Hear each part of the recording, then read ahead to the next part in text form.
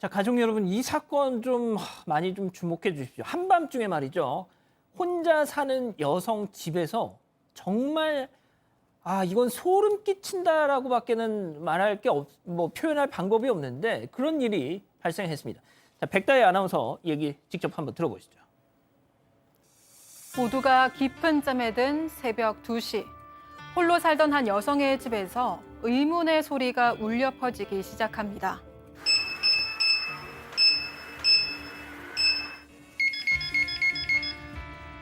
(20분) 동안 이어진 이 소리의 정체는 바로 누군가 집 현관문에 잠금 장치 번호를 누르는 소리였습니다. 겁에 질린 여성은 곧바로 남자친구에게 전화를 걸어 도움을 요청했고, 여성의 집으로 달려온 남자친구는 현관 앞에서 복면을 쓴 낯선 남성과 마주하게 됩니다. 한밤중 복면을 쓰고 혼자 사는 여성의 집 앞에서 현관문을 열려고 한 이 남성의 정체는 과연 누구였을까요? 그 공효진 씨 나오는 영화 도어락에 제가 도어락 그 영화를 얼마 전에 OTT를 통해서 새벽에 좀 혼자 보는데 너무 무서운 거예요, 진짜. 그래서 저 솔직히 다 못 봤거든요. 무서워서. 네. 근데 그게 실제로 벌어진 이건 그냥 뭐 여성 혼자 사는 이게 아니라 맞아요. 남자여도 무서워요, 이거. 혼자 사는 사람들은 정말 이게 공포죠. 근데 그게 한 번뿐만이 아니라 20분 내내 도어락을 눌렀다고 합니다. 이 글을 올린 사람은 피해 여성의 남자친구인데요. 새벽 2시에 여자친구한테 전화를 받았는데 누군가가 이제 여자친구 집에 도어락을 누른다는 겁니다. 그래서 남자친구가 여자친구네 달려갔는데요. 집 앞에는 신발이랑 모자가 덩그러니 놓여 있었고 건물 주변에서 복면을 쓴 수상한 사람을 발견했다고 합니다. 그래서 붙잡아서 경찰 조사를 받았다고 합니다. 자, 복면을 쓰고 수상한 짓을 했던 그 남성의 정체 충격적이었습니다. 충격적입니다. 사실은 저 같은 남성도 혼자 있는데 누가 띠띠띠 누르면 상당히 놀랍잖아요. 그럼요. 상당히 무서움을 느낄 건데 이 사람이 누구였냐면 바로 여성이 2주 전까지 다니던 회사의 전 직장 동료였던 것으로 드러났습니다. 더 놀라웠던 것이죠. 아니, 직장 동료. 자, 이 글을 올린 남자친구에 의하면 밖에 이 신발이랑 모자가 놓여 있었다고 하는데, 아니 그런 거는 또 왜 남겨놨을까요? 그렇습니다. 두 가지를 볼 수 있는데요. 신발 같은 경우에 이 신으면 소리가 자박자박 나죠. 네네. 근데 양발은 소리가 납니까 안 납니까? 안 나거든요. 안 나죠. 또 그리고 신발을 신었을 경우에 우리 보통 경찰들이 족족이라고 하시죠. 신발 문양 따라 뜨기 때문에 그걸 방지하겠던 거고. 근데 이제 복면을 쓴 건 당연히 상대편을 알아볼 수 있으니까 복면을 썼던 건데 보통 복면을 쓰면서 모자를 쓰거든요. 근데 모자도 아마 여성이 알고 있을 거라 생각해서 모자를 벗은 거죠. 그러니까 이 남성은 여성 집에 침입을 해서 벌명을 하려고 했는데 자기가 누군지 숨기려고 완벽하게 위장을 했던 거죠. 진짜 너무 싫습니다, 이런 사건. 자, 한밤중에 찾아온 낯선 이의 소름 돋는 삐삐삐삐 소리. 그런데 이후 더욱 충격적인 이자의 행동이 발견됐습니다. 체크포인트 짚어보죠. 그렇습니다. 저 이거 오늘 사진 보고 정말 밀가루로 쓱쓱 그 도어락 세상에 좀 말씀 좀 해주세요. 그러니까 이게 가끔 이게 범죄 관련 드라마나 뭐 영화 이렇게 보면 그 도어락 같은데 이렇게 뭔가 흰가루를 뿌린 다음에 이렇게 붓을 이렇게 하면 지문이 묻은 데가 딱 나오고 뭘 딱딱딱 눌러서 들어가는 뭐 그런 약간 그 범죄 관련 드라마나 영화 같은 데 나오는데 그걸 봤나 봐요. 그걸 보고 저 도락 지금 보시는 것처럼 밀가루로 완전 범벅이 돼 있죠. 저걸 뿌리고 계속 붓질을 했던 거예요. 그러면 이제 피해자 쪽이 누른 지문 같은 걸 보고 번호를 조합해 보려고 했던 것 같은데 그렇죠. 그러니까 이 남자친구도 그렇게 얘기했습니다. 영화를 얼마나 본 건지 저 잠금 장치에 묻은 지문을 보고 들어가려고 했었던 것 같다. 이런 얘기까지 하고 있습니다. 진짜. 아니 이게 만약에 비밀번호가 4자리면 번호 뭐 이렇게 지문이 4개 주로 찍혀 있는 4개의 번호를 알더라도 경우의 수를 따지면 256번인데 그렇죠. 이거를 거기 앉아가지고 열릴 거라고 생각을 했다는 것 자체가 저는 한심하고. 이 범인이 아마 이 영화를 본 걸 맞고요. 지금 밀가루 뿌렸다고 하는데 실제적으로 지문을 도포할 때 그 알루미늄 가루를 뿌리거든요. 그게 분말법이라고 하는데 근데 학생들이 연습할 때 밀가루를 하긴 해요. 근데 지문은 잘 안 나오죠. 근데 이 사람은 지문을 띄려는 게 아니고 도어락을 보게 되면 번호가 있지 않습니까? 그러니까 번호를 누르면 땀과 기름모래가 묻어 있잖아요. 밀가루를 뿌리면 그 번호에 밀가루가 묻어 있죠. 그러니까요. 지문은 안 나와도. 예. 그거를 봐서 살렸던 건데 아까 200 몇 개라고 그랬습니까? 256입니다. 256인데 보통 번호들이 순번으로 내려가거든요, 밑으로. 그러니까 확률은 줄어들 거예요. 그 방법을 쓰려고 했던 건데 안 됐던 거죠. 예.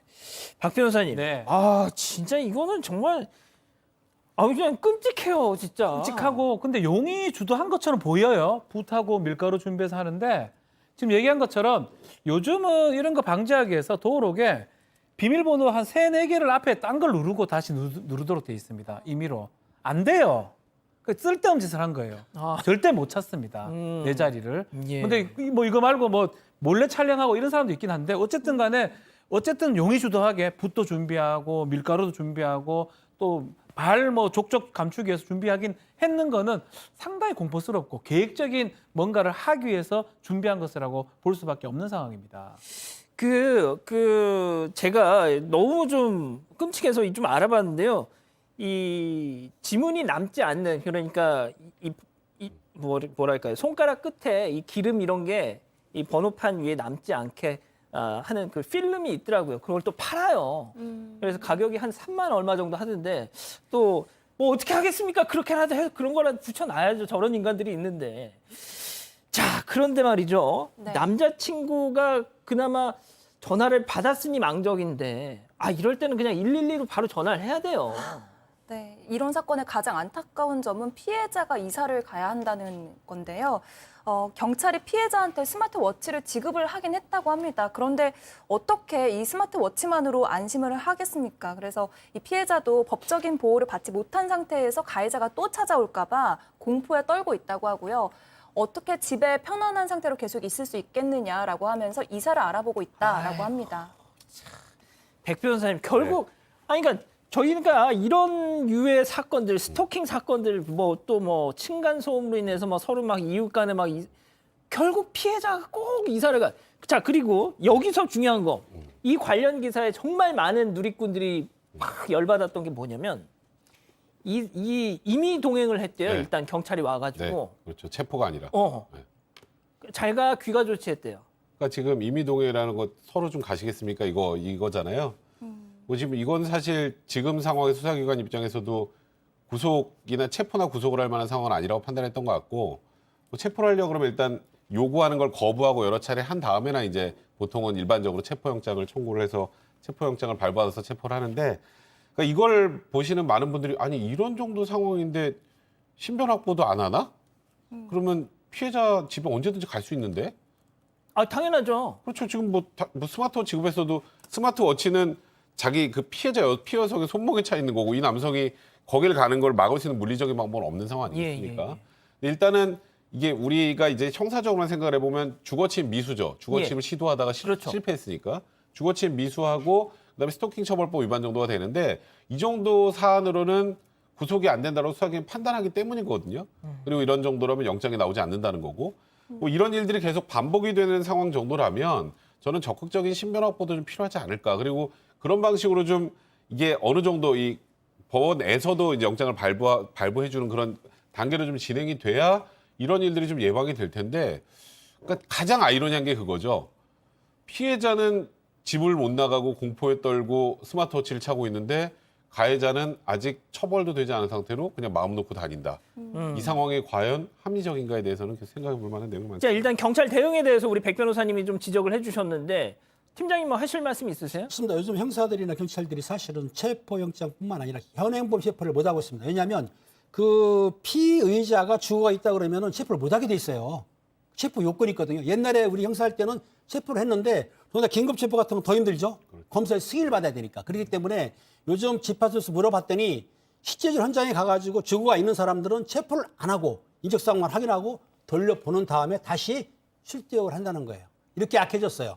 이게 문제입니다. 그러니까요. 이게 참 당장 우리 지금 채팅창에서도 우리 가족 여러분들도 아니 저런 인간을 돌려보내면 어떻게 지금 막 성을 내고 계시는데 지금 팀장님 말씀하신 것처럼 법이 또 그렇다면은 요건이 체포 요건이 강해져가지고 인적사항이 있으면 그러니까 강도나 살인범 빼놓고 웬만한 범죄는 돌려보낸 다음에 추후로 소환하는 걸로 그렇게 돼 있습니다. 알겠습니다. 좀 이런 부분은 좀 재검토가 필요해 보인다는 생각도 듭니다.